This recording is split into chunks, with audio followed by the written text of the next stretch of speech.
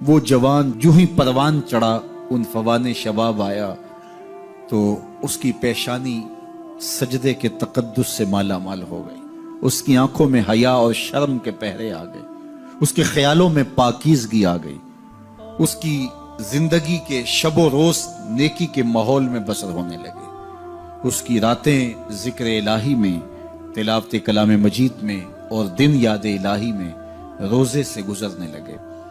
وہ جوان جس کی جوانی اللہ کی عبادت میں گزری، کیونکہ جوانی اگر عبادت میں گزر گئی تو بڑھاپا تو پر نور ہے ہی ہے۔ سب سے مشکل مرحلہ زندگی کا جوانی کا ہے۔ شیطان زیادہ ورغلاتا ہے کسی شخص کو جب وہ جوانی کے مرحلوں سے گزر رہا ہوتا ہے۔ تو جس کی جوانی خیریت کے ساتھ گزر گئی اور اس نے اپنی جوانی کے تقدس کو محفوظ رکھ کے منزل تک پہنچا لیا، اپنی عصمت کے جوہر کی حفاظت کی، اپنی آبرو کو لٹنے نہیں دیا، اپنی آنکھوں کی شرم و حیا پر پہرے بٹھائے اور آنکھ کو برباد نہیں ہونے دیا اور اپنی زندگی کے تقدس کا پہرا دیا، تو جو جوان اپنی جوانی کو خیریت کے ساتھ گزار گیا۔ کسی نے کہا تھا نا، کتاب زیست کا ایک اور باب ختم ہوا، شباب ختم ہوا، ایک عذاب ختم ہوا۔ تو جوانی جس کی منزل تک پہنچ گئی خیریت کے ساتھ، عافیت کے سائے میں۔ مشکل تو بڑا ہے جوانی کو منزل تک لے جانا، خیریت کے ساتھ داغدار نہ ہونے دینا، جوانی کے تقدس کو رسوا نہ ہونے دینا، عصمت کے جوہر پہ کالک نہ لگنے دینا، خواہشات کو غالب نہ آنے دینا۔ آسان کام تو نہیں ہے، مشکل کام ہے، لیکن اگر کوئی مشکل کاٹ گیا، جوانی کے تھوڑے سے ایام میں گزار گیا، اللہ اکبر۔ حضرت شیخ خطلی کہتے ہیں، داتا گنج بخش علی حجویری علیہ رحمہ کے مرشد ہیں، الدنیا یوم ولنا فیہا صوم۔ وہ کہتے ہیں دنیا ایک دن ہے، ہم روزہ رکھ کے گزار رہے ہیں۔ تو روزہ رکھ کے سارا دن گزر ہی جاتا ہے، دوپہر بھی آتی ہے گزر جاتی ہے، اور عصر کا وقت بھی آتا ہے گزر جاتا ہے، کھانے کا وقت بھی آتا ہے، چائے کا وقت بھی آتا ہے، سب کچھ ہوتا ہے لیکن گزر جاتا ہے، افطار تک بندہ پہنچ جاتا ہے۔ جس نے زندگی روزے کی طرح گزار دی، جس نے جوانی روزہ رکھ کے گزار دی، خواہشات کو بے قابو نہیں ہونے دیا، مشکل کام تھا لیکن اس نے مشکل کام کر دکھایا۔ اجر کتنا بڑا ہے، سنیے اللہ کے محبوب کی زبان سے سنیے۔ حضور نے ارشاد فرمایا جو سید ابو ہریرہ کے ذریعے سے ہمارے تک پہنچا، فرمایا قیامت کے دن جب سورج کا رخ سیدھا ہوگا، زمین تانبے کی ہوگی، لوگ پسینے میں شرابور ہوں گے، کوئی ٹخنوں تک پسینے میں، کوئی گھٹنوں تک، کوئی کمر تک، کسی کو پسینے کی لگام دی جائے گی، اور وہ پسینہ ایسے نہیں ہوگا جس طرح یہ پسینہ ہے، اتنا گرم ہوگا۔ ابن رجب حنبلی کہتے ہیں اس پسینے کا ایک قطرہ اگر احد پہاڑ پہ ڈال دیا جائے تو وہ پگھل جائے، اتنا گرم ہوگا، بدبودار اتنا ہوگا، ایک قطرہ دنیا پہ ڈال دیا جائے، انسان کیا جانوروں کے دماغ بھی پھٹ جائیں، اس پسینے میں لوگ شرابور ہوں گے۔ لیکن جس نے اپنی جوانی کو عافیت سے گزارا ہوگا، کل قیامت کے دن جب کوئی سایہ نہیں ہوگا، اللہ اس جوان پر اپنے عرش کا ٹھنڈا سایہ عطا فرمائے۔ وہ شخص جس کو کسی عورت نے دعوت گناہ دی اور وہ صاحب منصب تھی، صاحب جمال تھی، اور اس نے یہ کہہ کہ یہ خواہش، یہ آرزو مسترد کر دی، انی خاف اللہ۔ اسی طرح کوئی عورت ہے تو اس نے اپنے تقدس کی حفاظت کی، اپنی آبرو پہ پہرا دیا اور کسی پیشکش کو ٹھکرا دیا، تو فرمایا قیامت کے دن جب کوئی سایہ نہیں ہوگا، اللہ اسے بھی اپنے عرش کا ٹھنڈا سایہ دے گا۔ کیسا سخت دن ہوگا، اور وہ کس اعزاز میں ہوگا، کس تکریم میں ہوگا۔ یہ تو 4 دن 10-20 سال ہیں، اور وہ 50,000 سال کا ایک دن۔ پھر اس کو اللہ کا شکر ادا کرنا ہوگا کہ اللہ تو نے کتنا کرم کیا میرے اوپر کہ میری جوانی خیریت اور عافیت سے گزری، اور آج اس کا تو کتنا بہتر صلہ مجھ کو دے رہا۔ انسان جب کوئی اچھی بات سنتا ہے تو انسان کی فطرت ہے کہ وہ آگے منتقل کرتا ہے۔ آج کل وہ شیئر کر دیتے ہیں نا، جو بات آئے تو آپ اس کو آگے بڑھاتے ہیں، دوستوں میں شیئر کر دیتے ہیں۔ تو یہ انسان کی فطرت ہے۔ افواہیں بھی اس لیے پھیلتی ہیں کہ جو بھی بات آپ سنتے ہیں فوری آپ کی کوشش ہوتی ہے کہ یہ سب سے پہلے دوستوں کو میں ہی بتاؤں۔ تو یہ انسانی فطرت ہے۔ تو جب افواہ اور ایسی چیز، کوئی غم کی خبر بھی ہو، کسی کی وفات کی خبر بھی ہو، تو اس وقت بھی انسان کی فطرت، سست سے سست آدمی بھی پھر جلدی جلدی فون کرتا ہے، آگے بڑھاتا ہے کہ فلاں سے ایک فوت ہو گیا۔ تو چونکہ یہ فطرت ہے، بات کو آگے بڑھانے کا شوق ہے انسان کے اندر رکھ کے، اس سے چیزیں پھیلتی ہیں، اور پھر جو خیر کی خبر ہوگی یا خیر کی بات ہوگی تو اس کو تو آگے پھیلانے کا پھر ہمارا دین بھی ہمیں ترغیب دیتا ہے، جذبہ دلاتا ہے۔ تو حضرت ابو ہریرہ اس جذبے کے تحت جو سنتے تھے پھر آگے منتقل کرتے۔ اب حضور کی بارگاہ سے اٹھ کے جاتے تو سب سے پہلے گھر جاتے اور سب سے پہلے اپنی ماں کو ہی سناتے، اور ماں تھی کافرہ، وہ سننے کی بجائے، خوش ہونے کی بجائے سن کے وہ الٹا ناراض ہوتی اور کوئی نہ کوئی ایسی بات کر دیتی۔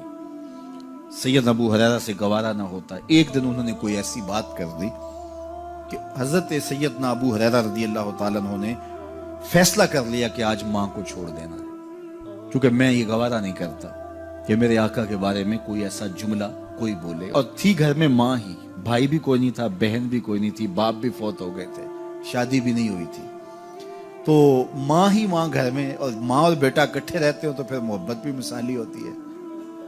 تو اب ماں ہی ایک رشتہ ہے مادی دنیا کے اوپر، تو حضرت ابو ہریرہ رضی اللہ تعالیٰ عنہ نے فیصلہ کر لیا کہ چھوڑ دینا ہے۔ چھوڑ کے گھر سے نکلے، لیکن دل ڈوب رہا ہے کہ ایک ہی تو رشتہ تھا وہ بھی گیا۔ افسردہ ہے، حضور کی خدمت میں پہنچے، دل و قلب و نگاہ کے مرشد اولین نے ابو ہریرہ کی اداسی دیکھی تو فرمایا ابو ہریرہ کیا بات ہے؟ تو حضرت ابو ہریرہ جس طرح بندہ پھٹ نہیں پڑتا، تو عرض کی حضور میری ماں کی ہدایت کی دعا کر دیجئے۔ ساری کہانی 2 لفظوں میں بیان کر دی، میری ماں کی ہدایت کی دعا کر دیجئے۔ حضور نے نہیں پوچھا کیا ہوا، کیا ماجرا ہوا، فوراً ہاتھ اٹھ گئے، اور لفظ کیا تھے؟ اللہم اہد ام ابی ہریرہ تھا، اے اللہ ابو ہریرہ کی ماں کو ہدایت دے دے۔ ادھر انہوں نے بے چینی سے یہ بات کہی، ادھر حضور کے ہاتھ اٹھے، پھر ان اٹھے ہوئے ہاتھوں کو خالی تو موڑا ہی نہیں جاتا۔ اجابت کا صحرا عنایت کا جوڑا، دلہن بن کے نکلی دعائے محمد صلی اللہ علیہ وسلم۔ تو حضور علیہ السلام نے ہاتھ اٹھا دی، حضرت ابو ہریرہ نے دوڑ لگا دی۔ کسی نے پوچھا ابو ہریرہ آج بڑی جلدی ہے؟ کہا آج ہی تو دیکھنا چاہتا ہوں، گھر پہلے میں پہنچتا ہوں یا حضور کی دعا پہلے پہنچتی؟ جا کے دروازے کو دستک دی، اندر پانی کے کھنکنے کی آواز آ رہی تھی جس طرح کوئی غسل کر رہا ہو۔ آواز دی تو آواز آئی، بیٹا ابو ہریرہ ٹھہرو، میں بھی آئی۔ کہا لہجے سے سمجھ گیا اس میں محمد عربی کی دعا بول رہی ہے۔ تھوڑی دیر کے بعد میری ماں آئی، تازہ آثار وضو سے اور غسل کی وجہ سے ان کے جو ہے وہ بالوں سے قطرے ٹپک رہے تھے، اور لبوں پر میرے حضور کا کلمہ جاری تھا۔ اللہ اکبر، سیدنا ابو ہریرہ تیرے مقدر پہ قربان۔ ایک سفر میں حضور علیہ السلام اور اصحاب گامزن تھے کہ راستے میں قیام کیا، تو ایک قبیلے کی صلح کروانے کے لیے حضور علیہ السلام تشریف لے گئے۔ وہاں کچھ تاخیر ہو گئی تو صحابہ نے حضرت ابوبکر صدیق کو کہا کہ حضور رک گئے ہیں تو نماز کا وقت جا رہا ہے، آپ نماز پڑھا دیجیے۔ تو حضرت ابوبکر صدیق رضی اللہ تعالیٰ عنہ مصلی پہ کھڑے ہو گئے۔ اب نماز شروع ہوگی، ادھر سے حضور بھی فارغ ہو گئے، تو آقا کریم تشریف لائے۔ تو آقا کریم علیہ السلام جو ہی تشریف لائے تو صحابہ کی صفیں بندی ہوئی تھی، حضور کو دیکھا انہوں نے راستہ چھوڑ دیا، پیچھے سے لے کر کے مصلی تک صحابہ نے حالت نماز کے اندر حضور کے لیے راہ کشادہ کر دی۔ کاش کہ یہ حدیث سب لوگوں نے پڑھی ہوتی اور امت میں اتنے فرقے نہ بنتے، اور یہ سوچ کبھی نہ پنپتی کہ نبی کے خیال سے نماز ٹوٹتی ہے۔ یہاں تو راستے چھوڑے جا رہے ہیں، یہاں تو پروٹوکول دیا جا رہا ہے۔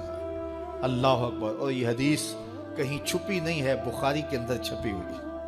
اللہ اکبر، آقا کریم علیہ السلام تشریف لائے تو صحابہ نے راستہ چھوڑنا شروع کر دیا، نماز بھی چل رہی ہے اور حضور کا راستہ بھی چھوڑ رہے ہیں۔ بالکل حضرت ابوبکر صدیق کے پیچھے آ کے حضور کھڑے ہو گئے۔ وابو بکر لا یلتفت یمینا ولا یسارا، جب آپ نماز پڑھتے تھے تو نہ دائیں دیکھتے نہ بائیں دیکھتے، پوری توجہ انہماک ہوتا، وہ اپنی کیفیات کے جہان میں ڈوبے تھے، اور حضور آ کے پیچھے کھڑے ہو گئے۔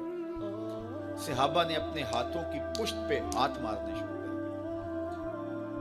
مکعن و تصدیہ، قرآن نے تالی لگانا، سیٹی مارنا، یہ شیطانی اعمال ہیں، لیکن ہاتھ کی پشت پہ ہاتھ مار کے متنبع کرنا یہ مختلف مواقع کے اوپر یہ جائز ہے۔ تو اب جب حضور آ کے پیچھے کھڑے ہو گئے اور صحابہ سمجھے کہ حضرت ابوبکر صدیق ایک استغراق کے عالم میں ہیں، ایک کیفیت کے جہاں میں ڈوبے ہیں، تو انہوں نے اپنے ہاتھوں کی پشتوں پہ ہاتھ مارنے شروع کر دیے۔ تو حضرت صدیق اکبر سمجھ گئے کوئی غیر معمولی واقعہ ہو گیا، دیکھا پیچھے حضور کھڑے تھے۔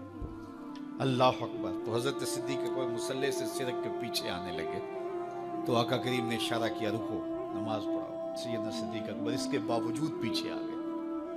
کبھی ہوتا ہے حکم اور کبھی ادب آگے ہوتا ہے۔ اللہ اکبر! حضرت سیدنا علی المرتضیٰ رضی اللہ تعالی عنہ کو کہا نا حضور نے صلح حدیبیہ کے موقع پہ، صلح نامہ لکھوایا جا چکا تو لکھا یہ محمد رسول اللہ اور قریش کی جانب سے ہے۔ تو عروہ نے کہا اگر محمد رسول اللہ مان لیں ہم تو پھر لڑائی کس چیز کی ہے؟ تو اس لیے محمد رسول اللہ نہیں، محمد بن عبداللہ لکھا جائے۔ تو وہ اس بات پہ بضد ہو گئے، اور اگر ایسا نہیں ہوتا تو معاہدہ ٹوٹ رہا تھا۔ تو حضور نے حضرت علی المرتضیٰ سے کہا کہ چلو رسول اللہ کا لفظ مٹا دو۔ عرض کی میں تو نہیں مٹاؤں گا، میں تو نہیں مٹاؤں گا، یہ نام میں تو نہیں مٹا سکتا۔ پھر حضور نے خود مٹایا۔ اب یہاں حضور نے کہا ابو بکر رکو، لیکن حضرت ابو بکر نہیں رکے، پیچھے آ گئے، اور پھر حضور خیر مصلی پہ گئے، نماز ہوئی، سلام پھرا، تو حضرت ابو بکر صدیق رضی اللہ تعالیٰ عنہ کو حضور نے کہا ابو بکر جب میں نے کہا تھا تم رکے رہو تو تم کیوں پیچھے آئے؟ تو سنو حضرت ابو بکر نے کیا جواب دیا رضی اللہ تعالیٰ عنہ۔ کروڑوں سلام، لاکھوں عقیدتوں اور نیاز مندیوں کے خراج ان کی چوکھٹ پہ عرض کرنے لگے ما کان لابن ابی قحافہ ان یؤم رسول اللہ صلی اللہ علیہ وسلم۔ حضور ابو قحافہ کے بیٹے کی جرت کب ہوئی کہ رسول اللہ کے آگے کھڑا ہو کے نماز پڑھائے؟ یہ ابو قحافہ کے بیٹے کی ہمت کب ہوئی کہ رسول اللہ کے سامنے کھڑا ہو کے نماز پڑھائے؟ تو ادب پہلا کرینہ ہے محبت کے کرینوں میں۔ حضرت ابو بکر صدیق رضی اللہ تعالی عنہ نے اگر حضور علیہ الصلوۃ والسلام کی اطاعت اور حضور کی محبت، ادب، فرما برداری اور جانثاری کے انوکھے باب رقم کیے ہیں، لیکن حضور نے بھی ان کو جو اعزازات دیے، ایک خاتون آئی مسئلہ پوچھنے، آقا کریم نے فرمایا پھر آ جانا۔ اس نے کہا پھر آؤں اور آپ نہ ملیں، تو کہا میں نہ ملوں ابو بکر تو ملیں گے نا۔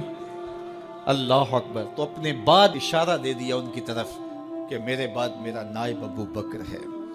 اللہ اکبر! عزتوں کی مسند اور عزتوں کی معراج اور عزتوں کے مقام پہ سیدنا صدیق اکبر رضی اللہ تعالی عنہ کو بٹھایا۔ میرے والد گرامی رحمت اللہ تعالی علیہ نے پوری زندگی میں کوئی ایک تقریر بھی ایسی نہیں کی جس میں یہ اشعار نہ پڑے ہوں۔ جب وہ خطبہ پڑھتے تھے تو خطبہ پڑھنے کے بعد یہ اشعار پڑھا کرتے تھے، جس میں اس کی کیفیت ہے کہ جو حضور کے شہر میں جانے کے لیے تڑپتا ہے، ز مہجوری برآمد جان عالم، ز مہجوری برآمد جان عالم، تراحم یا نبی اللہ تراحم، کہ عرض کی جا رہی حضور آپ کی جدائی میں پورے جہان کی جان نکل رہی ہے، ز مہجوری برآمد جان عالم، تراحم یا نبی اللہ تراحم، نہ آخر رحمت للعالمین، ز محرومہ چرا فارغ نشین،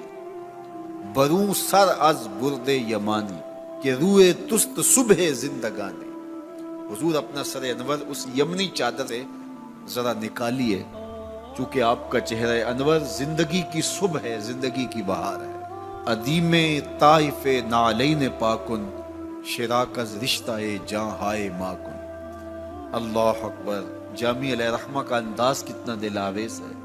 وہ کہتے ہیں حضور آپ طائف کے بنے ہوئے چمڑے کے جوتے پاؤں کی زینت بنائیں، آپ جوتے جو پہنے وہ طائف کا مشہور چمڑا ہو اور اس کے بنے ہوئے، شراک از رشتہ جاں ہائے ماکن، اور اس کے اندر جو تسمے ڈالیں وہ جامی کی جان کے ڈالیں، جامی کے چمڑے کے نہیں، جامی کی جان کے تسمے ان نالین میں ڈالیں جو آپ طائف کے بنے ہوئے نالین زیب تن کریں۔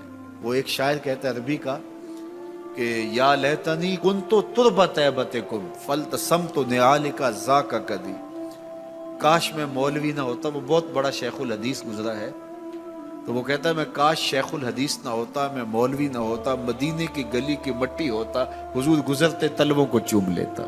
چے باشد گر کنی سوئم نگاہے، ہمیشہ گر نہ باشد گاہے گاہے، نگاہ یا رسول اللہ نگاہ، 100,000 جبریل اندر بشر، بحر حق سوئے غریبہ یک نظر، یا رسول اللہ انظر حالنا، یا حبیب اللہ اسما قالنا، اننی فی بحر غم مغرق، خذ یدی ساحل لنا اشکالنا، یا صاحب الجمال و یا سید البشر، من وجهک المنیر لقد نور القمر، لا يمكن الثناء کما کان حقہ، بعد از خدا بزرگ توئی قصہ